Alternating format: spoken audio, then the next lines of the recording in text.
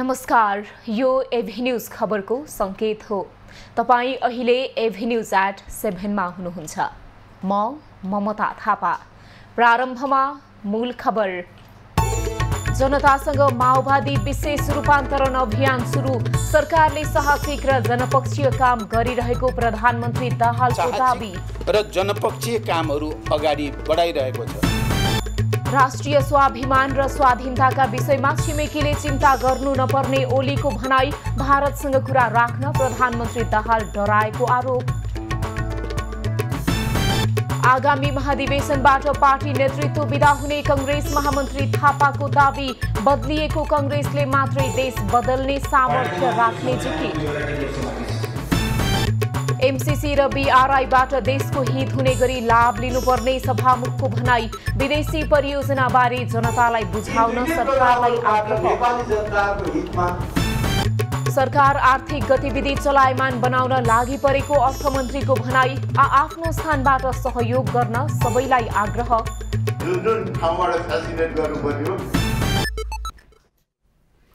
अब खबरको सिलसिला प्रारम्भ गरौं प्रधानमन्त्रीको भनाई सम्बन्धी प्रसङ्गबाट।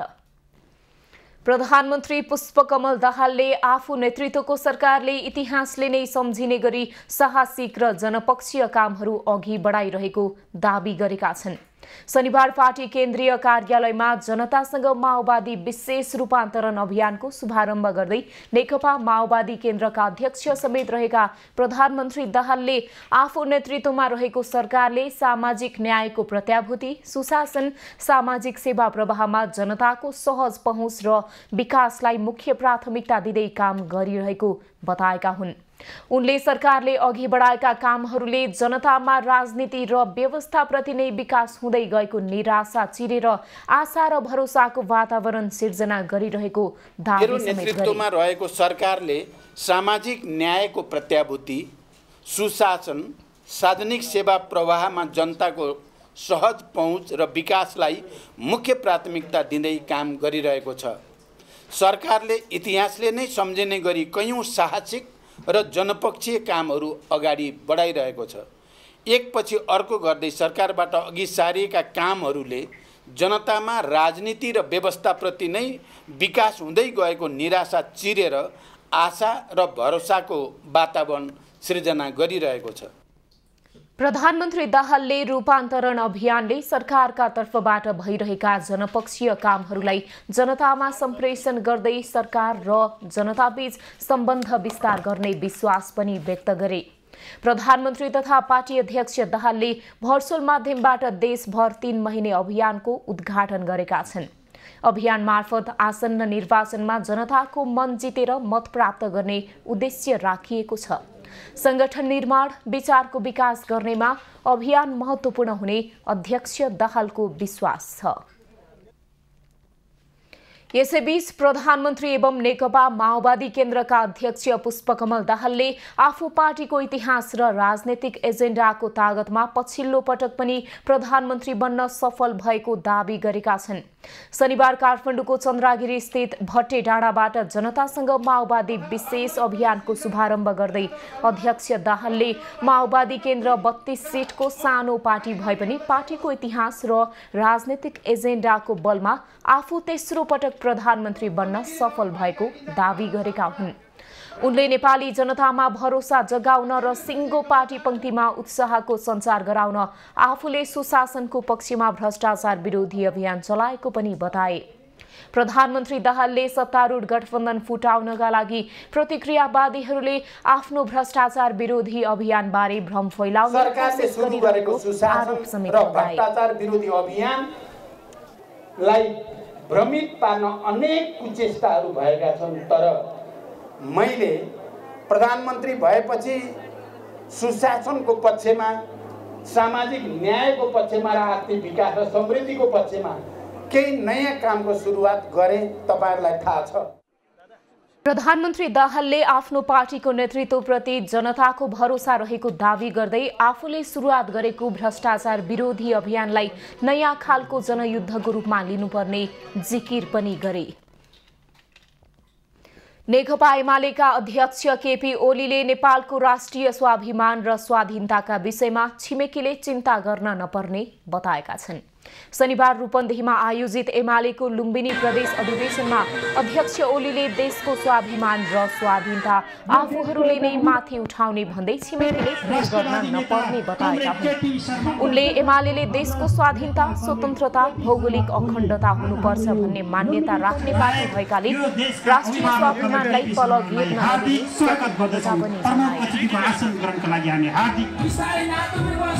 अध्यक्ष ओलीले प्रधानमन्त्री पुष्पकमल दाहालले केही महिना अघि गरेको भारत भ्रमणका क्रममा इपिजीको प्रतिवेदनका विषयमा कुरा गर्न डराएको भन्दै व्यङ्ग्य समेत गरे।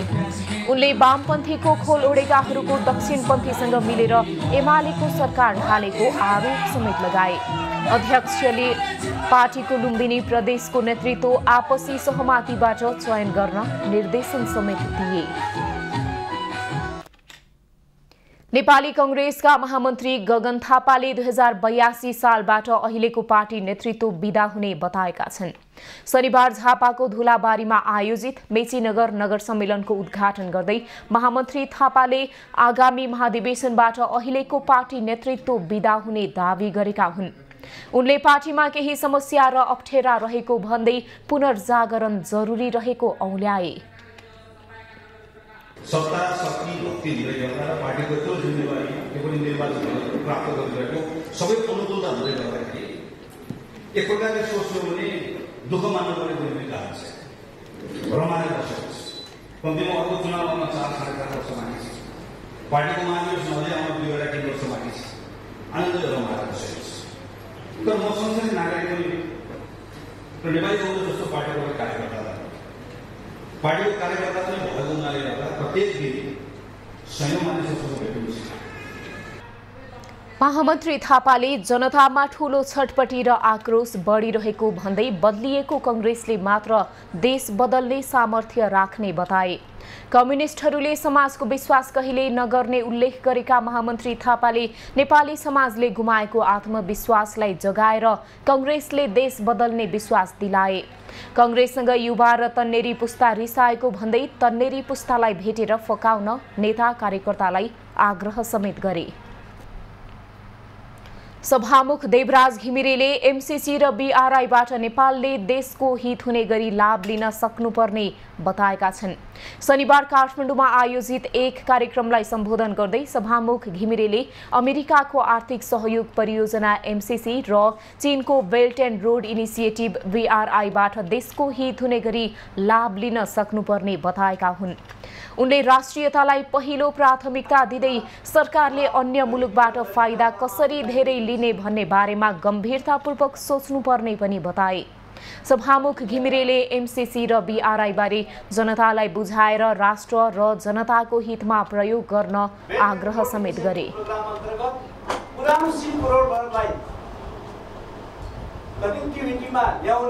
जनताको जीवनलाई सरल बनाउने र त्यस्ता मुलुकहरूलाई सहयोग गर्ने ढङ्गबाट चीनले प्रोग्रामहरू लिएर आइरहेको छ।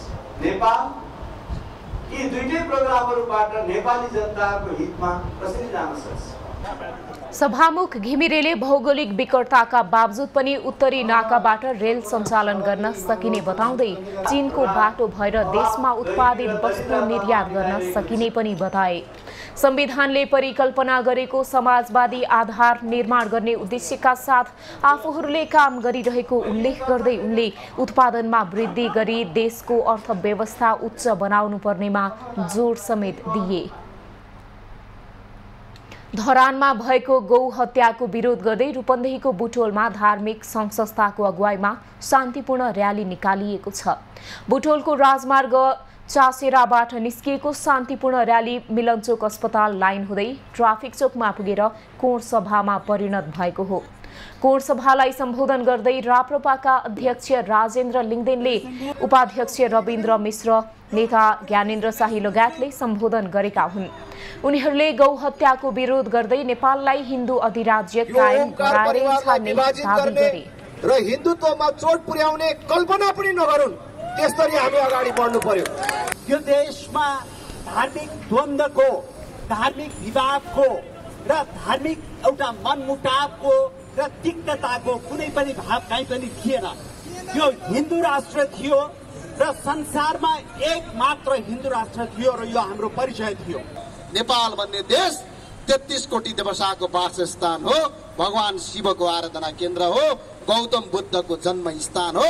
त्यति मात्र होइन, गुरु वेदव्यास र वाल्मीकिको आश्रम स्थल पनि नेपाल हो। नेताहरूले हिन्दू राष्ट्र पुनर्स्थापना गराएर मात्रै आन्दोलन रोक्नुपर्ने पनि बताए। अर्थमन्त्री डाक्टर प्रकाश शरण महतले सरकार आर्थिक गतिविधि चलायमान बनाउनका लागि बाधक बनेका समस्या समाधान गर्न लागि परेको बताएका छन्। शनिबार काठमाडौँमा नेपाल आर्थिक पत्रकार समाजको 25औं साधारण सभालाई सम्बोधन गर्दै अर्थमन्त्री महतले आर्थिक गतिविधिलाई चलायमान बनाउन सरकार लागि परेको बताएका हुन्। उनले देशको आर्थिक अवस्थालाई सुधार गर्नका लागि आफ्नो स्थानबाट सहयोग गर्न सबैलाई आग्रह पनि गरे। राज्य संयन्त्रले जसले फेसिलिटेट गर्ने जुन ठाउँबाट फेसिलिटेट गर्नुपर्ने हो त्यहाँबाट पनि सहयोगको अपेक्षा तपाईँले गर्नुभएको छ। त्यो अस्वाभाविक होइन, त्यो स्वाभाविकै हो, त्यो स्वाभाविकरण हुन्छ। अर्थमन्त्री महतले नेपालमा अहिले पर्यटकको चाप बढिरहेको र विदेशी मुद्राको सञ्चिति पनि पर्याप्त रहेको जानकारी दिँदै गत वर्षको तुलनामा राजस्व पनि वृद्धि भइरहेको बताए। कार्यक्रममा नेपाल उद्योग वाणिज्य महासंघका अध्यक्ष चन्द्रप्रसाद ढकालले निजी क्षेत्रले लिने सुझावलाई कार्यान्वयन नगर्दा देशको अर्थतन्त्र अहिलेको अवस्थामा आएको दाबी गरे। फाइदाको लागि मात्र चाहिँ माग्ने गरेको छ भन्ने चाहिँ इम्प्रेसनबाट त्यो दिएको सुझावहरूलाई चाहिँ कार्यान्वयन नगर्दाखेरि अथवा कार्यान्वयन गर्न चाहिँ नखोज्दाखेरि वास्तवमा अहिलेको चाहिँ अवस्था आएको हो कि भन्ने कुरा चाहिँ म चाहिँ राख्न चाहिँ चाहन्छु। कार्यक्रममा नेपाल चेम्बर अफ कमर्सका अध्यक्ष राजेन्द्र मल्लले अर्थतन्त्रलाई सही ट्र्याकमा लैजान नेपाल राष्ट्र बैंक, धितोपत्र बोर्ड, बीमा प्राधिकरण लगायतका रेगुलेटरले गरेका निर्णयलाई सरकारले सच्याउनु पर्ने बताए। निश्चित रूपमा अलिक खसेको अवस्था यसलाई चाहिँ सही ट्र्याकमा ल्याउनको लागि हामी सबै चाहिँ एउटा सबल चाहिँ मुलुकको हितको लागि काम गर्ने एउटा डिसिजन सकारात्मक रूपले अगाडि बढ्नुपर्छ। अध्यक्ष मल्लले निजी क्षेत्रको आत्मबल बढाउने गरी काम गर्न सरकारलाई सुझाव पनि दिए।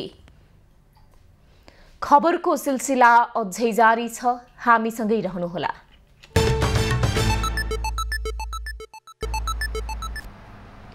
अब बाँकी प्रसंग।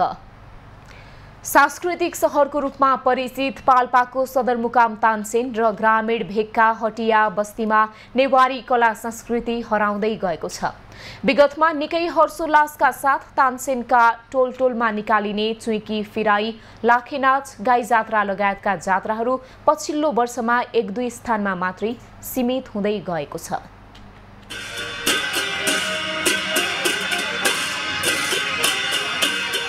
विगतका वर्षहरूमा जात्राहरू हेर्न तानसेन बजार क्षेत्रमा भिडभाड हुने गरे पनि यस वर्षको गाई जात्रा हेर्न र हेर्ने मानिस नै नहुँदा सडकहरू सुनसान देखिए। तानसेन बजारमा सयौं गाई जात्रा, दर्जनौं चुइकी फहराई हुँदै आए पनि यस वर्ष 2 वटा मात्र चुइकी फहराईले गाई जात्रा सकिएको छ। नेवार समुदायको आफ्नो दिवंगत परिवारका सदस्यको सम्झनामा निकाल्ने गाई जात्रा पछिल्लो समयमा भने कमी हुँदै आएको छ। काठमाडौँ पछिको एउटा चाहिँ जात्राको सहर भनेर पहिचान बनेको थियो, तर पाल्पाको तानसेनमा अहिले धेरै अब जात्रासँग सम्बन्धित भावना राख्ने मान्छेहरू बसाइसराई गरेर अन्त गइरहेको अवस्था र युवा जेनेरेसनमा यो जात्राको महत्त्व हामीले चाहिँ बुझाउन नसकेको कारणले गर्दाखेरि अलिकति जात्राको जुन सान्दर्भिकता हुनुपर्थ्यो, जात्राको जुन रौनक हुनुपर्थ्यो त्यो घट्दो क्रममा छ। पछिल्लो समय तानसेनमा मात्र नभएर पाल्पाको रिब्दीकोटको हारथोक, रैना देवी, छहराको छहरा, अमलाबास बजारमा पनि जात्रामा कमी आउँदै गएको छ। कतिपय नेवारी बस्तीमा भने परम्परा जोगाउनकै लागि जात्रा निकालिने गरिएको छ। सबै ठाउँको नाका भएकोले यहाँ अलि रमाइलो जे कार्यक्रम गर्दा पनि अलि रमाइलो हुने गर्छ। तानसेन नगरलाई सांस्कृतिक नगर भन्ने गरिए पनि पछिल्लो समय मौलिक संस्कृतिहरू दिनहुँ हराउँदै गएकोमा सर्वत्र चिन्ता हुन थालेको छ। सांस्कृतिक रूपान्तरण नहुँदा मौलिकता हराउँदै गएको र संस्कृतिलाई विकृति मान्ने प्रवृत्ति हाबी हुँदै जाँदा सांस्कृतिक पहिचान खुम्चिएको जानकारहरू बताउँछन्। पछिल्ला वर्षहरूमा मनोरञ्जनका साधनमा भएको विकासले पनि जात्राहरू हराउँदै गएको जानकारहरूको बुझाइ छ। प्रत्येक वर्ष चाहिँ यो रोपाई जात्रा लाखेहरू हामीले चाहिँ निकाल्छौँ, किनभने यो हाम्रो बाबुबाजेको पालादेखि नै चाहिँ हामीले चाहिँ निकाल्दै आएको यो संस्कृति संरक्षणको लागि हामीले निकालिरहेछौँ र अहिले चाहिँ यो जात्रा चाहिँ हराउँदै गएको छ। पाल्पामा जुन एउटा सांस्कृतिक नगर हो यो तानसेन हो, त्यसको साथै यो पाल्पा पनि समग्र रूपमा सांस्कृतिक हो। यसको परापूर्वकालदेखि सैनकालदेखि लिएर यसको एउटा सांस्कृतिक पक्ष बलियो पक्ष छ। तानसेनसँगै अन्य सहरहरूमा निकालिएको गाई जात्रा केही वर्षदेखि नायरका स्थानीयले मात्र निकाल्ने गरेका छन्। नायरका समूहलाई जात्रा निकाल्न स्थानीय सरकारले पनि आर्थिक सहयोग गर्दै आएको छ। अनिल लिगल, पाल्पा। नेकपा एमालेका नेता एवं सांसद कृष्ण गोपाल श्रेष्ठले सडक यात्रु मैत्री हुनुपर्ने बताएका छन्। शनिबार काठमाडौँमा आयोजित सडक अधिकार र स्वच्छ वायुका लागि नागरिक भेलामा बोल्दै सांसद श्रेष्ठले सडक सवारी साधनका लागि मात्रै नभएर पैदल यात्री, साइकल र व्हीलचेयर यात्रीका लागि पनि भएको बताउँदै व्यवस्थापन गर्नुपर्ने बताएका हुन्।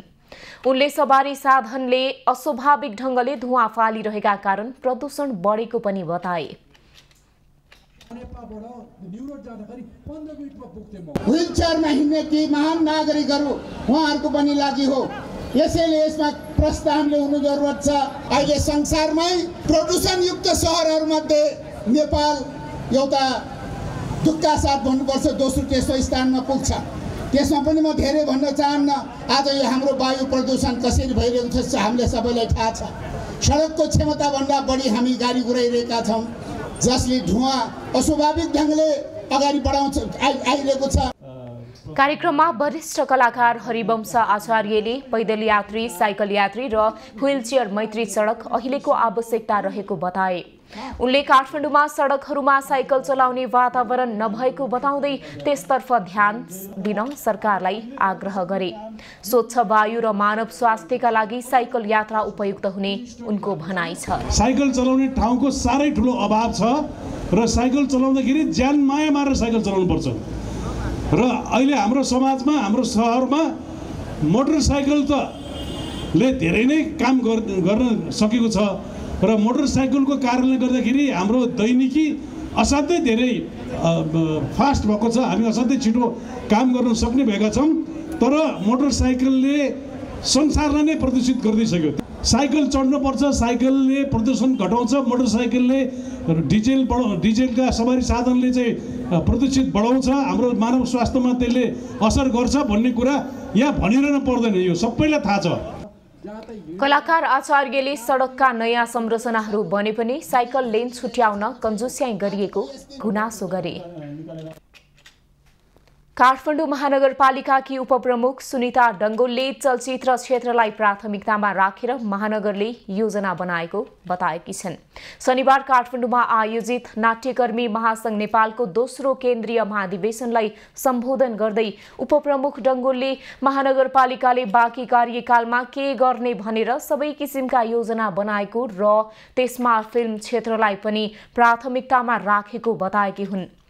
उनले काठमाडौँको सुन्दरता, कलाकृति, सम्पदा र संस्कृतिलाई जोगाउन चलचित्र नै एउटा माध्यम रहेको उल्लेख गरे। The creative cities of film भनेर हामीले युनेस्कोमा अप्लाई गरिसकेपछि र त्यो 2024 सम्ममा रिजल्ट आउँछ र रिजल्ट आइसकेपछि महानगरपालिकाले यसपटकको हामीले नीति, कार्यक्रम र बजेट बनाइरहँदाखेरि पनि केमा ध्यान दियो भने काठमाडौँको ब्युटी, काठमाडौँको कलाकृति, काठमाडौँको यहाँ भएको हाम्रो रीतिरिवाजहरू, मूर्त अमूर्त सम्पदाहरू देखाउने माध्यम कुन हो भन्दाखेरि फिल्म हो भनेर हामीले यसरी सोकेस गर्दैछौँ र यो एप्लिकेसन अगाडि बढेसँगै हामीले योजना पनि बनाएका छौँ। उपप्रमुख डङ्गोलले काठमाडौँलाई झल्काउन रङ्गमञ्चको महत्त्वपूर्ण भूमिका हुने पनि बताइन्। दाङको तुलसीपुर स्थित गणपति तेल मिलमा भीषण आगलागी भएको छ। राति करिब 2 बजेदेखि लागेको आगो बिहान करिब 4 बजे नियन्त्रणमा आएको हो। आगलागीबाट तेलको गोदाम पूर्ण रूपमा जलेर नष्ट भएको छ। विद्युत सर्ट भएर आगलागी भएको आशंका गरिएको छ। गणपति तेल मिलमा मध्यरातमा लागेको भीषण आगो नेपाल प्रहरी, सशस्त्र प्रहरी र तुलसीपुर उपमहानगरपालिकाको दमकलले नियन्त्रणमा ल्याउन सफल भए पनि गोदाममा रहेको तेलहरू सबै नष्ट भएको मिलका सञ्चालक हिमाल बस्नेतले जानकारी दिए। अगाडि बस्नु यो पछाडि गरेको उहाँले थाहा पाउनु भएन। जब आगोको धेरै माथि गएपछि जानकारी भएछ अनि फर्स्ट मैले थाहा पाएँ, 2-2.5 बजीतिर मैले थाहा पाएँ अनि हामी आयौँ। आउने सबै बस्दै यहाँ थियो। मिल सञ्चालक बस्नेतका अनुसार आगलागीबाट उद्योगको एउटा ब्लक पूर्ण रूपमा क्षतिग्रस्त भएको छ। आगलागीबाट 2 करोड रुपैयाँ भन्दा बढीको क्षति भएको जनाइएको छ। मिल सञ्चालक बस्नेत तुलसीपुर उद्योग वाणिज्य सङ्घका पूर्व अध्यक्ष हुन्। एमाले निकट प्रेस चौतारी नेपालले गैर पत्रकारहरूलाई पनि पत्रकार महासंघको सदस्यता वितरण गर्ने काम गरेको भन्दै आपत्ति जनाएको छ। शनिबार काठमाडौँमा आयोजित एक कार्यक्रममा प्रेस चौतारी नेपालका अध्यक्ष गणेश बस्नेतले मापदण्ड विपरीत गएर पत्रकार महासंघको सदस्यता वितरण गर्ने काम गरिएको भन्दै आपत्ति जनाएका हुन्। उनले गैर पत्रकारलाई सदस्यता वितरण गर्ने काम नरोके महासंघको कार्यालयमा तालाबन्दी गर्ने चेतावनी समेत दिए। यो समितिले आफ्ना मातहतका सबै जिल्लामा र अरू प्रदेशका समितिका साथीहरूले पनि कसैलाई नसुधिकन तालाबन्दी गर्न तयार हुनुपर्छ भन्ने आग्रह गर्न चाहन्छु। र हामीले त्यो ढङ्गले जाँदाखेरि आज प्रेस चौतारीमा आबद्ध सरकारी यस्तो सेवा थोरै ल्याएको छ, उसलाई सदस्यबाट हटाइएको छ, तर क्याम्पसका प्रमुख प्रधान अध्यापक उहाँहरू चाहिँ भएका पत्रकार महासंघको सदस्य बनाएर ल्याउने काम भएको छ। यति निकृष्ट काम महासंघमा बस्ने साथीहरूले गर्नु हुँदो रहेछ। उहाँहरू पनि मान्छे त बन्न सक्नु भएको रहेछ, उहाँहरू कसरी समाजको ऐना गर्ने पत्रकार बन्नुभयो भन्ने प्रश्न हामीले उठाउनु पर्ने बाध्यता भएको छ। कार्यक्रममा चौतारीको बागमती प्रदेश समितिले दोलखाका विनिता शिवाकोटी र मकवानपुरकी सरिता दाहाललाई क्रियाशील पत्रकारिता पुरस्कार वितरण गर्ने जनाएको छ।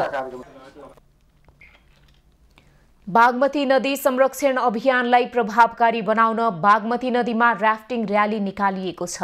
शनिबार काठमाडौँको गोकर्णेश्वर नगरपालिका स्थित सुन्दरी जलबाट कीर्तिपुरको चोभारसम्म राफ्टिङ र्याली निकालिएको हो। राफ्टिङमा काठमाडौँ महानगरपालिका सहित 10वटै पालिकाको प्रतिनिधित्व रहेको थियो। राफ्टिङ खेलको प्रवर्धन एवं बागमती नदीलाई स्वच्छ राख्नका लागि राफ्टिङ र्यालीको आयोजना गरेको आयोजक जिल्ला समन्वय समिति काठमाडौँले जनाएको छ।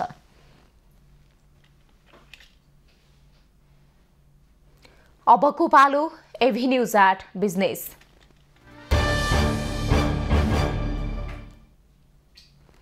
उद्योग वाणिज्य तथा आपूर्ति मन्त्री रमेश रिजालले सरकारले उद्योगीलाई प्रोत्साहन गरी उत्पादन वृद्धि गरेर विदेश निर्यात गर्ने नीति लिएको बताएका छन्। शनिबार भैरहवामा रहेको विशेष आर्थिक क्षेत्र सेसको निरीक्षणपछि बोल्दै मन्त्री रिजालले सरकारले उद्योगीलाई सहयोग गरेर मुलुकलाई समृद्धितिर अगाडि बढाउने नीति लिएको बताएका हुन्। उनले सेजमा स्थापित र अवस्थापना हुने उद्योगहरूलाई सरकारले थप छुट र सुविधा दिने प्रतिबद्धता पनि जनाए। इन्सेन्टिभ दिन्छ कति कुरोमा भने हामीले त्यो भाडा मात्रै बढाएर किन बस्ने, भाडा मिनिमम हाम्रो यो व्यवस्थापनको लागि भाडा लिउँ र म्याक्सिमम उहाँलाई सहयोग हुने काम हामीले गरिदिनुपर्छ उद्योगीहरूलाई। अनि मात्रै संसारबाट उद्योग आउँछ यहाँ, अनि भोलि विदेश एक्सपोर्ट गर्दाखेरि हामीले चाहिँ ट्रेड ब्यालेन्स हुन्छ। मन्त्री रिजालले अहिले विशेष आर्थिक क्षेत्र प्राधिकरणले लिइरहेको प्लान्ट भाडा अझै सस्तो गराउन पहल गर्ने पनि बताए। बागमती प्रदेशका उद्योग वाणिज्य भूमि तथा प्रशासन मन्त्री रामकृष्ण चित्रकारले विद्यमान उद्योग र व्यवसाय सम्बन्धी ऐनलाई छिटै संशोधन गर्ने बताएका छन्। शनिबार ललितपुरमा आयोजित साना तथा मझौला व्यवसाय महासंघ नेपाल ललितपुर जिल्ला कार्य समिति अधिवेशनको उद्घाटन गर्दै मन्त्री चित्रकारले उद्योग र व्यवसाय मैत्री कानून निर्माणका लागि विद्यमान ऐन संशोधन गर्ने विधेयक प्रदेशसभामा पेश गर्नका लागि आवश्यक निर्णय गरिसकेको बताएका हुन्। उनले संविधानले उद्योग व्यवसाय प्रवर्धन गर्ने अधिकार प्रदेश सरकारलाई दिएको उल्लेख गर्दै सोही अनुसारको कामलाई आफूहरूले प्राथमिकताका साथ अघि बढाएको दाबी पनि गरे। एकल अधिकारमा रहेका विषयहरू त्यो भनेको उद्योग कल कारखाना स्थापना गर्ने, औद्योगिकरण गर्ने, प्रदेश स्तरको सम्पूर्ण व्यवसाय गर्ने, यी सबै अधिकारहरू जो एकल अधिकारमा प्रदेश सरकारलाई संविधानले अधिकार प्रदत्त गरेको छ, ती कुरालाई हामीले व्यवस्थित गर्ने जमर्को गर्दैछौँ। मन्त्री चित्रकारले बागमती प्रदेश सरकारले साना तथा मझौला व्यवसायीहरूको समस्या समाधानका लागि आवश्यक बजेट र नीति तथा कार्यक्रम तय गरेको पनि बताए। कार्यक्रममा साना तथा मझौला व्यवसाय महासंघ नेपालकी सह अध्यक्ष इनु पोखरेलले उद्योग व्यवसाय प्रवर्धनका लागि 3वटै तहका सरकारलाई आफूहरूले दबाब दिने काम गरिरहेको बताइन्। महिला तथा पुरुष उद्यमी साथीहरूलाई सँग हामी हातोमालो गरेर कसरी उद्योगलाई चाहिँ माथि बढाउने, कसरी उद्योगलाई प्रमोट गर्ने, कसरी उद्योगको व्यवस्थापन गर्ने भन्ने कुरामा हामी निरन्तर नेपाल सरकारसँग लडिरहेका छौँ। सहअध्यक्ष पोखरेलले साना तथा मझौला व्यवसायीहरूलाई ब्याङ्कबाट लोन लिने लगायतका कामलाई सहज बनाउन पनि महासंघले सक्दो पहल गरिरहेको जानकारी दिइन्। हवाई टिकटमा सरकारले लगाएको भ्याट आजदेखि पुनः कार्यान्वयनमा आएको छ। सर्वोच्च अदालतको एकल इजलासले साउन 14 गते जारी गरेको अन्तर्कालीन अन्तरिम आदेशले निरन्तरता पाएसँगै सरकारलाई भ्याट लगाउने निर्णय कार्यान्वयनको बाटो खुलेको हो। एकल इजलासमा न्यायाधीश अनिल कुमार सिन्हाले जारी गरेको अल्पकालीन आदेश हिजो न्यायाधीशद्वय ईश्वर प्रसाद खतिवडा र सुषमालता माथिमाको इजलासले खारेज गरेको हो। एकपक्षीय अन्तर्कालीन आदेश बदरको माग गर्दै आन्तरिक राजस्व विभागले पनि साउन 28 गते सर्वोच्चमा निवेदन दर्ता गरेको थियो। आन्तरिक राजस्व विभागका महानिर्देशक दीर्घराज मैनालीले आजैदेखि भ्याट लागू भएको जानकारी दिए। भ्याट लागू भएसँगै हवाई भाडा फेरि महँगो भएको छ। सरकारले चालू आर्थिक वर्षको बजेट मार्फत आन्तरिक तथा बाह्य दुवै खालका हवाई टिकटमा 13% भ्याट लगाएपछि Nepal association of tour and travel एजेन्ट्सले सर्वोच्चमा रिट दर्ता गरेको थियो। भारतले पेट्रोलियम कच्चा पदार्थमा लाग्दै आइरहेको अतिरिक्त कर कटौती गरेको छ। भारत सरकारले आजदेखि लागू हुने गरी कच्चा पदार्थको विन्डफल अर्थात् विशेष कर घटाएको हो। कर कटौती भएसँगै यसअघि प्रति मेट्रिक टन कच्चा पेट्रोलियममा लाग्दै आएको 7100 भारु कर घटेर 6700 कायम भएको छ। भारतले डिजेलको निर्यातमा लाग्ने करमा भने वृद्धि गरेको छ। प्रति लिटर 5.5 भारु लाग्दै आएकोमा 6 भारु पुर्याइएको छ। भारतले हवाई इन्धनको मूल्य दोब्बरले बढाएको छ। यसअघि प्रति 2 भारु पर्ने हवाई इन्धनको मूल्य अब 4 भारु पर्ने भारतीय सञ्चार माध्यमले जनाएका छन्। अबको पालो कृषि खबर। जुम्लाका किसान यति बेला बगैँचामा उत्पादन भएको स्याउ टिप्न व्यस्त भएका छन्। स्याउ छिपिएसँगै व्यापारीहरू खरिद गर्न बगैँचा पुग्न थालेपछि किसानहरू स्याउ टिप्न व्यस्त भएका हुन्। अहिले किसानको बगैँचाबाटै किलोको 50 रुपैयाँमा स्याउ बिक्री भइरहेको छ। जिल्लाका किसानदेखि उद्यमी तथा समूहलाई कृषि विकास कार्यालय जुम्लाले 50% अनुदानमा स्याउका बिरुवा दिने गरेको छ। गत वर्ष भन्दा यस वर्ष जुम्लामा स्याउ उत्पादनमा करिब 40%ले गिरावट आएको बताइएको छ। जिल्लाका 8वटै स्थानीय तहमा जुम्ली, इटाली, गाला, गोल्डेन, फुर्जी र जोना प्रिन्स लगायतका स्थानीय जातका स्याउ खेती हुँदै आएको छ। जुम्लाका करिब 16,000 घरधुरी स्याउ खेतीमै निर्भर रहेका छन्। जुम्लाका 4250 हेक्टर जमिनमा स्याउ खेती हुने गरेको छ। खबरको सिलसिला अझै जारी छ, हामीसँगै रहनुहोला। अबको पालो एभिन्यूज एट स्पोर्ट्स।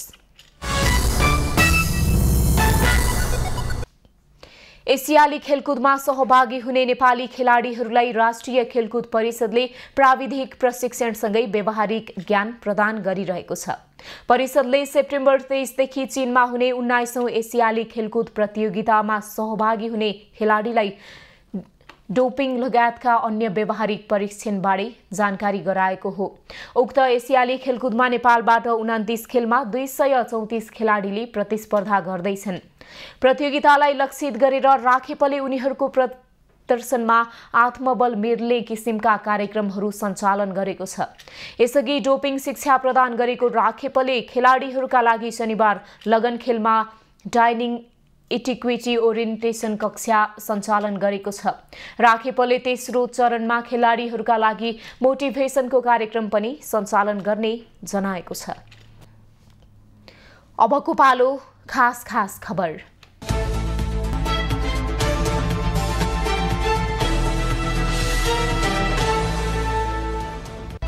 प्रधानमन्त्री पुष्पकमल दाहालले बन्सरी ढाडा ल्यान्डफिल साइटको समस्याका बारेमा दीर्घकालीन समाधानको उपाय खोजिने बताएका छन्।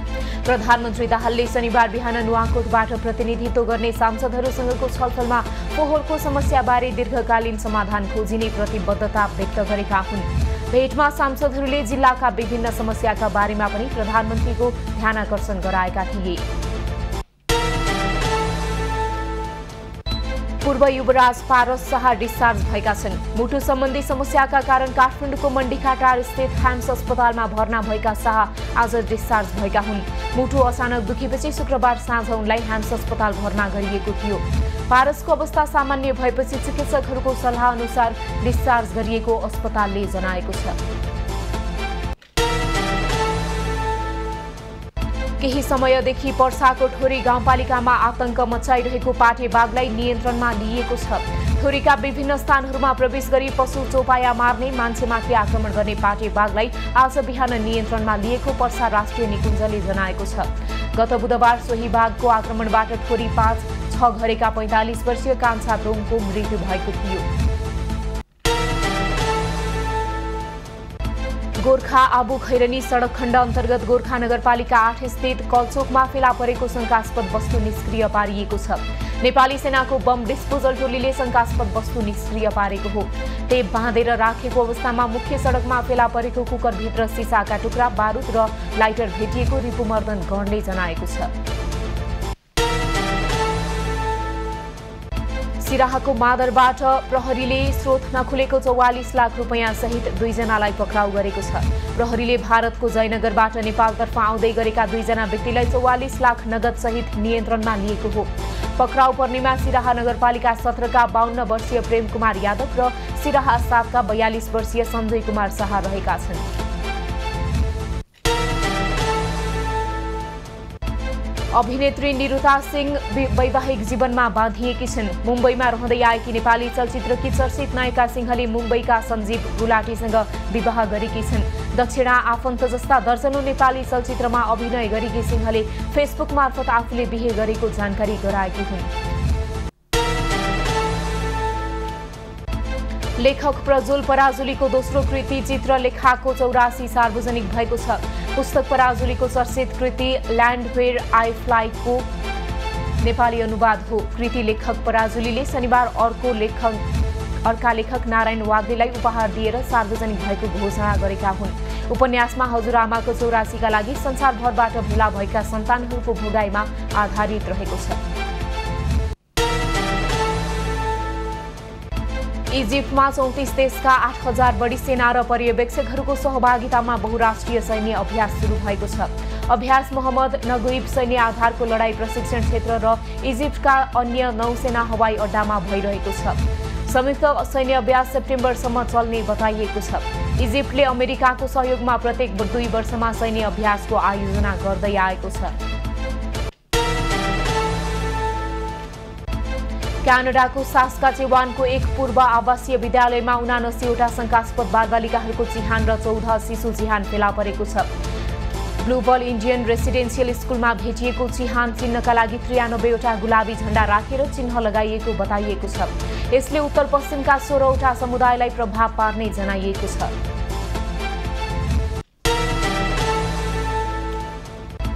स्पेनमा पहिलो पटक जुलाई महिनामा 1 करोड 1 लाख विदेशी पर्यटक भित्रिएका छन्। स्पेनमा कोरोना महामारीपछि राम्रोसँग फस्टाउन नसकेको पर्यटन व्यवसायले गति लिएको छ। जुन 2022 को तुलनामा 2023 को जुन महिनामा भित्रिएका पर्यटकको संख्या 11.4% बढी हो।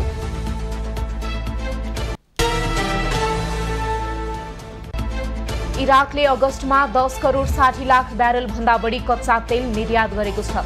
तेल निर्यातबाट 8.85 बिलियन अमेरिकी डलर राजस्व उठेको जनाइएको छ।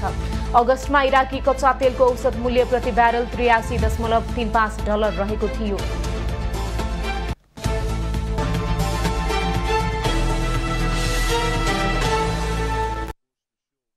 अबको पालो एभी न्यूज एट मौसम।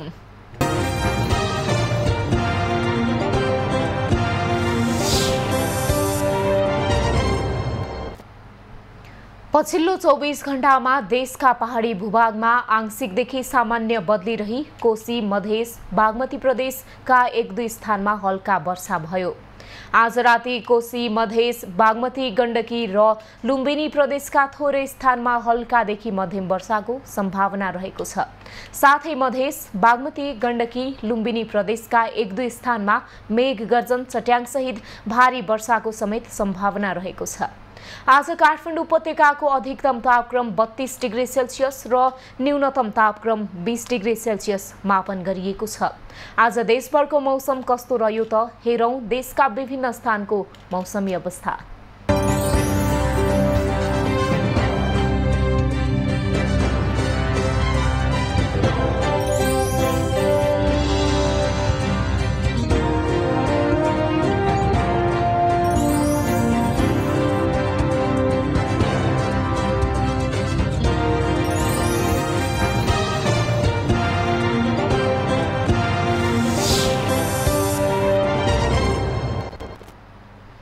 अहिलेलाई खबरको क्रम यति नै। एभी न्यूज खबरका यी सहित अन्य विस्तृत खबरका लागि www.avnews.tv लगइन गर्न सक्नुहुनेछ।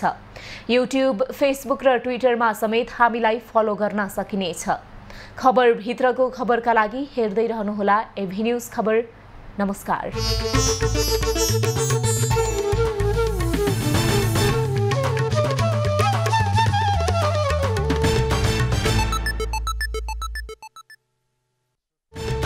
एभी न्यूज एट 7 को साथमा 1 वर्षको